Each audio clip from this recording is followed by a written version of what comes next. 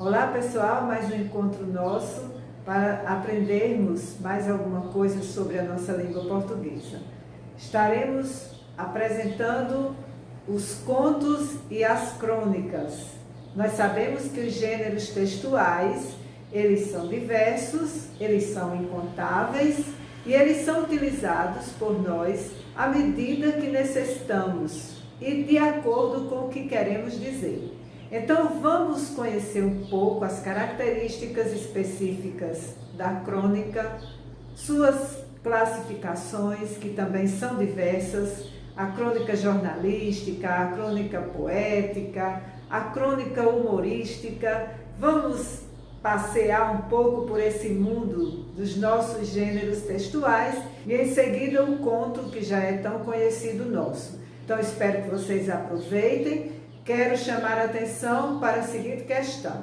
O que eu vou explorar na avaliação sobre crônica e contos são partes assim superficiais. Eu preciso que vocês saibam diferenciar os dois gêneros, que vocês reconheçam as características de alguns e suas classificações, tá certo?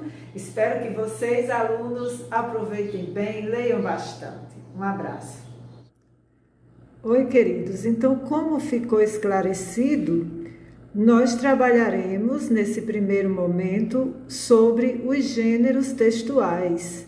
Como vocês já sabem, já foram muito bem orientados sobre essa questão de gêneros, são diversos e nós estaremos trabalhando com os contos e as crônicas.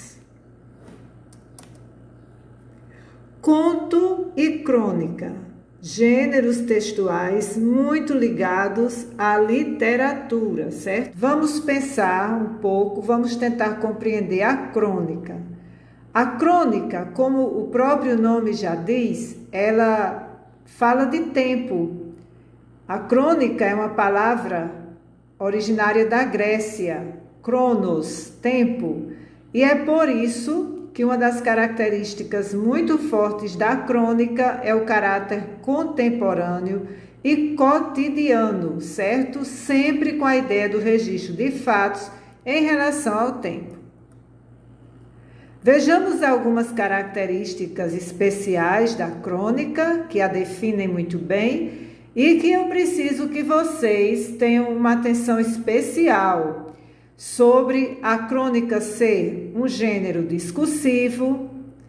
Ela, em muitos momentos, mescla a tipologia narrativa com trechos também reflexivos e argumentativos. A linguagem da crônica é sempre uma linguagem leve, marcada pela coloquialidade, e sempre, quase sempre, cada cronista tem um uso muito próprio, um estilo muito próprio, com os recursos das palavras que usa, certo? Informal.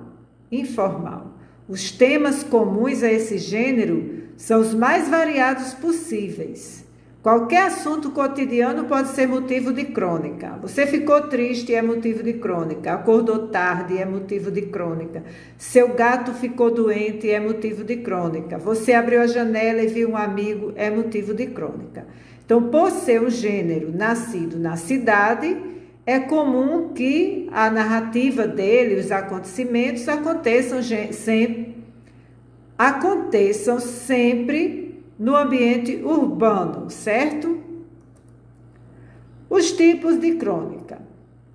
Alguns cronistas, grandes escritores brasileiros, podemos destacar Machado de Assis, Clarice Lispector, Lima Barreto, né?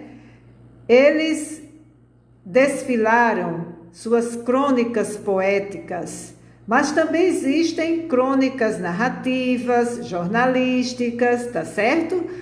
Crônicas com uma pitada de criticidade à contemporaneidade. Então, os tipos de crônicas são esses aí: narrativa, jornalística e poética.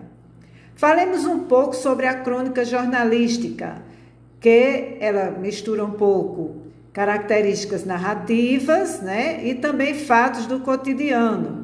Elas são contadas com o objetivo que depois exista uma reflexão sobre esses fatos do cotidiano. E quase sempre são publicadas em jornais, e é esperado que aquele tema da crônica jornalística seja de interesse de um grupo social e não apenas do cronista que o escreveu. Normalmente, os principais acontecimentos do dia a dia ou da semana anterior são assuntos redigidos nas crônicas jornalísticas. E uma crônica humorística? Essa é aquela que nos faz rir, tem aquele toque que acrescenta fatos do cotidiano, cenas do cotidiano, mas tem algo de engraçado, de divertido, sempre com uma linguagem irônica, certo? A ironia é a marca principal da crônica humorística. Há também outros cronistas que abordam assuntos cômicos e ainda os que constroem discursos engraçados por meio de associações pouco conhecidas ou inusitadas. Quanto mais original e criativa, com certeza melhor será essa crônica. E aqui eu trago uma pequena crônica para ilustrar tudo o que foi dito.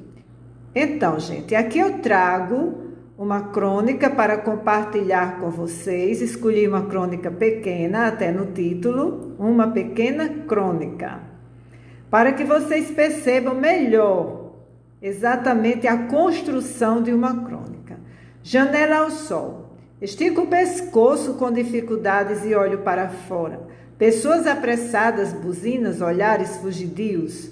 Ouço vozes, muitas, desconexas, sem fim nem começo. Sinto cheiros estranhos, não há mais o que se provar. Não há mais gostos, apenas releituras bizarras, fedor. Os toques são sempre involuntários, esbarros, ninguém teve a intenção.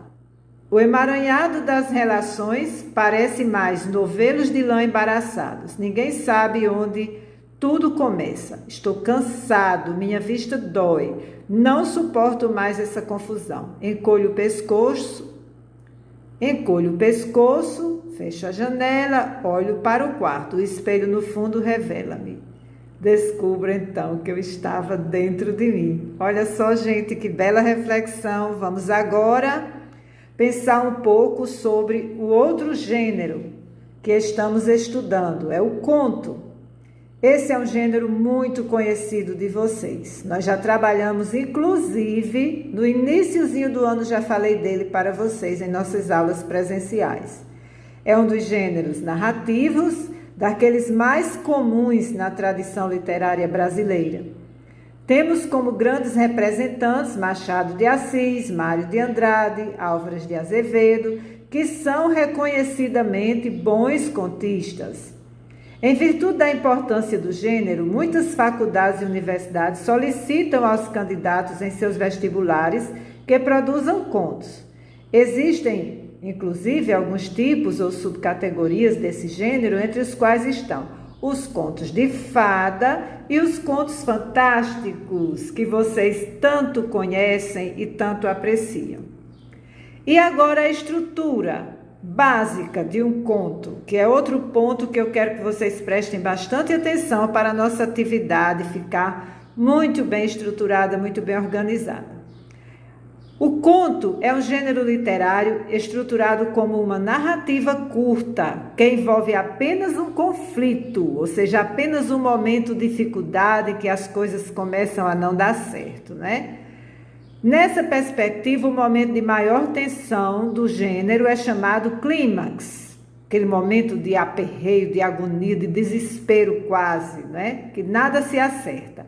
Além disso, embora não seja uma regra, é comum que um conto apresente personagens, espaço e um tempo. Então, vamos aqui uma síntese das partes que constituem o conto. O conflito, o enredo, que é a sequência dos acontecimentos, é o tempo, que sempre é revelado em algum momento do texto, o espaço, onde as coisas aconteceram, quem são os personagens e o narrador, que pode fazer parte do conto e pode não fazer parte, certo? Ele pode contar apenas um fato. E depois de tudo isso, poderá ou não ter um desfecho significativo o nosso conto, certo? Mas essas partes aí são essenciais. Aqui trago uma parte de um conto, do conto Negrinha, de Monteiro Lobato. A excelente Dona Inácia era mestra na arte de judiar das crianças. A excelente Dona Inácia era mestra na arte de judiar de crianças. Vinha da escravidão, fora senhora de escravos. E daqueles ferozes amigos, e daquelas ferozes amigas de ouvir cantar o bolo e estalar o bacalhau. Nunca se afizera ao regime novo, essa indecência de negro, igual a branco e qualquer coisinha à polícia. Qualquer coisinha, uma mucama assada ao forno porque se engraçou dela o Senhor. Uma novena de relho porque disse, como é ruim assim. O 13 de maio tirou-lhe das mãos o azorrague, mas não lhe tirou da alma a gana, conservava Negrinha em casa como remédio para os frenesis. Então, gente, esse conto talvez tenha para vocês algumas palavras que não são muito conhecidas, tá certo? É um conto que revela uma forte característica, inclusive muito negativa, de algumas pessoas, que é o preconceito. Só que nessa época o preconceito estava ligado diretamente com a escravidão. Era o preconceito de cor, preconceito de raça. E aí está uma senhora, né, que judiava da criança. Ela vinha da escravidão e era uma amiga de cantar o bolo e estalar o bacalhau. Essas duas expressões têm a ver com violência física, ou seja, dar um bolo não era dar um bolo saboroso para a pessoa comer, era bater com uma sandália forte de couro, estalar o bacalhau, idem. Então, a dona de Negrinha, né, a antiga dona, porque estava claro que já tinha acontecido o 13 de maio, dia da libertação dos escravos, mas ela continuava adepta de todas aquelas atitudes violentas. Relho, uma novena de relho, quer dizer, 9 dias, onde todos os dias aquela criança apanhava com um instrumento chamado relho. Eu peço a vocês que perguntem ao pai, ao avô, a uma pessoa mais velha que vocês conheçam, o que é relho, tá certo? Mas, queridos meninos e meninas, o que eu mais preciso é que vocês se atenham nas características de conto e de crônica, ok? Por exemplo, se eu apresento fatos do cotidiano e apresento uma história que tem tempo, que tem enredo e que tem personagens, em qual desses textos está a crônica ou conto? Então, vão pensando sobre isso para podermos responder ao nosso quiz. Um abraço. Bom dia a todos os alunos dos 8º anos A e B. A partir desta semana, nessas últimas 4 semanas, nós vamos trabalhar a cada semana um assunto que vai ser referente a cada bimestre do ano. Nessa primeira semana, nós vamos falar sobre a dança. A dança que é referente ao primeiro bimestre. Quando a gente estava nas aulas presenciais, eu já tinha começado a falar sobre dança. E, infelizmente, houve o problema da pandemia, as aulas pararam e a gente não pôde continuar. Mas nós vamos falar nessa aula de hoje sobre dança. A dança de salão. A dança de salão ela é dançada por casais. e salões fechados. Elas têm as práticas e as técnicas. É muito utilizado por pessoas com uma atividade física.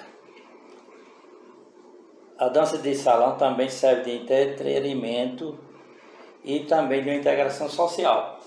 Você, além de funcionar como atividade física, funciona-se como uma interação social. Como surgiu a dança de salão? A dança de salão surgiu entre os nobres da Europa. Os europeus, quando vieram para colonizar as Américas, eles trouxeram essas danças de salão. E se espalhou por toda a América, por todos os países da América, as danças de salão. As principais dessas danças de salão eram a gafieira, a gafieira, o tango, a salsa, o bolero e o machixe. Mas a dança de salão que se destacou mais aqui no Brasil foi o forró. O forró que é da nossa região, o forró nordestino. Como surgiu? Qual a derivação da palavra forró? Então a palavra forró ela é derivada da palavra forró-bodó. Essa dança surgiu no século XIX nas cidades do Nordeste. Ela sofreu grande influência dos africanos e dos europeus. É uma dança realizada entre casais que executam várias evoluções. A partir da década de 80, o forró surgiu um tipo de forró, o forró eletrônico. Surgiu o forró eletrônico a partir da década de 80. Então, a partir de 80 surgiu o forró eletrônico. A gafieira é uma outra dança importante. Essa dança é uma herança do machixe e começou a ser praticada a partir do século XX. O nome é derivado da palavra gafe, a palavra francesa gafe. É sempre o homem que conduz, o homem é quem conduz a dança, o homem é quem movimenta a dança. É dançado por casal, então o homem é quem conduz a dança. Os instrumentos é o violão, o cavaquinho, a percussão e o clarinete. Esses são os instrumentos utilizados na gafieira. O machixe. Machixe é uma dança de salão que surgiu com os negros no Brasil durante o século XX. Foi uma das primeiras danças realizadas nas cidades do país. Inicialmente, o machixe foi criticado pela igreja e pela polícia, porque era uma dança e pelas famílias, porque era uma dança bastante sensual. Então, depois, ela ficou conhecida como tango brasileiro. Então, o machixe foi uma dança que foi muito censurada na época, por conta que era uma dança sensual. Mas depois ela foi conhecida como tango brasileiro. A merengue. Merengue, essa é uma dança que surgiu na República Dominicana e também criou raiz em países como Porto Rico, Haiti, Venezuela e Colômbia. Utiliza instrumentos musicais como saxofone, acordeão, trompeta e o teclado. É praticado também por casais. A dança conta com passos rápidos e simples, ou seja, um dos pés marca o tempo da dança e o outro segue a coreografia. Então ela movimenta essa dança, o merengue, ela movimenta mais os pés e as pernas. Os membros superiores movimentam-se muito pouco. Um outro tipo de dança é a salsa. A salsa é uma dança que surgiu em Cuba e fez sucesso após outras danças latinas como o cha-cha-cha, a rumba e o mambo. Porém, essa dança ganhou mais notoriedade por meio das obras do porto-riquenho Irmão Lebrón. Esse Irmão Lebrón fez muito sucesso e foi quem espalhou a salsa por todos os países das Américas, por todas as Américas. e países que se destacaram como Venezuela, Brasil, Colômbia, Estados Unidos e República Dominicana. Se espalhou por esses países e fizeram muito sucesso a dança de salsa, o bolero. Esse tipo de dança surgiu na Europa e chegou a Cuba ainda no século XIX. A base desse ritmo é 2 para lá, 2 para cá. Por que esse nome bolero? Porque as bailarinas usavam vestidos com bolas, chamadas de boleiras. Então daí que surgiu o nome de bolero. O cha-cha-cha é uma dança que surgiu em Cuba durante os anos 50 e pode ser dançada em pares ou por uma pessoa só. É um tipo de dança de salão dinâmica, divertida, conta com 3 passos rápidos chamados de chassé e outros 2 mais lentos. Então é uma dança que conta com 3 passos rápidos, que é chamado de chassé, e com outros 2 passos mais lentos. Então essa dança conta com esses passos rápidos e os passos lentos. Quando os dançarinos executam os passos mais rápidos, o som ouvido era parecido com cha-cha-cha. Por isso que foi chamado de cha-cha-cha. Quando os dançarinos executavam os passos mais rápidos, ou seja, os 3 passos mais rápidos, aí surgia, parecia com cha-cha-cha. Então daí que surgiu o nome da dança chamada de cha-cha-cha. A rumba. A rumba é uma dança de salão com estilo mais lento. Surgiu por meio dos ritmos africanos e chegou a Cuba após a chegada dos espanhóis. E em 1925 foi banida do país, pois foi considerada inapropriada para os costumes da época. Entretanto, a rumba conseguiu sobreviver a todas as objeções. Ou seja, ela surgiu por meio dos africanos em Cuba, mas foi censurada, mas conseguiu sobreviver, porque ela foi censurada, porque foi considerada uma dança imprópria para a época. Então, com isso, ela teve uma censura bastante grande e depois conseguiu sobreviver a todas essas objeções. O tango argentino, o famoso tango argentino que todos conhecemos, todos já ouvimos falar. O tango argentino surgiu nos bairros mais humildes da Argentina e se tornou uma das danças mais admiradas do mundo. Ou seja, surgiu nos bairros mais pobres da Argentina e se tornou uma das danças mais admiradas e mais conhecidas no mundo todo.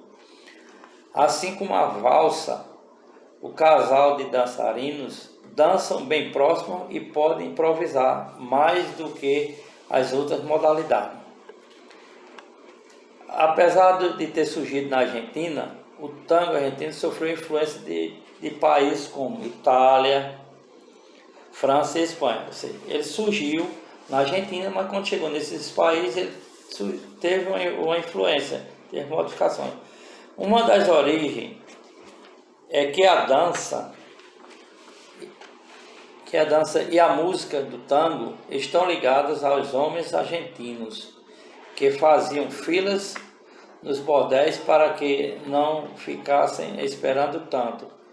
Os donos desses estabelecimentos contratavam músicos de tango. Então o tango surgiu e fez grande sucesso na Argentina. O estilo argentino do tango foi se aperfeiçoando em outros países. Uma das coisas principais do tango é que o ombro esquerdo conduz o casal, que deve manter o seu corpo inclinado. Ou seja, o ombro conduz o casal. Um outro tipo de dança também é o zouk. Surgiu nos países caribenhos durante as décadas de 60 e 70. A palavra significa festa e é dançada analisando o tempo da música. No Brasil começou a ser praticado a partir da década de 80. Então essa dança apareceu no Brasil a partir da década de 80. O soltinho. O soltinho é comparado a danças que surgiram nos Estados Unidos, mas ele possui passos básicos tanto para a direita como para a esquerda. Além disso, não há uma música específica para ele, e sim canções. Ou seja, o soltinho não existe uma música específica para ele, qualquer música. Então, isso a gente viu os principais tipos de dança e vimos que surgiu com a chegada dos europeus para colonizar as Américas, surgiu esses tipos de dança. Então, para finalizar, eu queria dizer a vocês que eu vou deixar 5 questões no formulário do Google para que todos respondam, que vai ser referente à avaliação do primeiro bimestre. Vamos juntar com aquelas outras atividades. Então, espero que todos respondam e que sejam feitas essas questões para a gente se juntar com outras atividades já realizadas online e colocar a nota de referente ao primeiro bimestre. Então, obrigado a todos e até a próxima semana.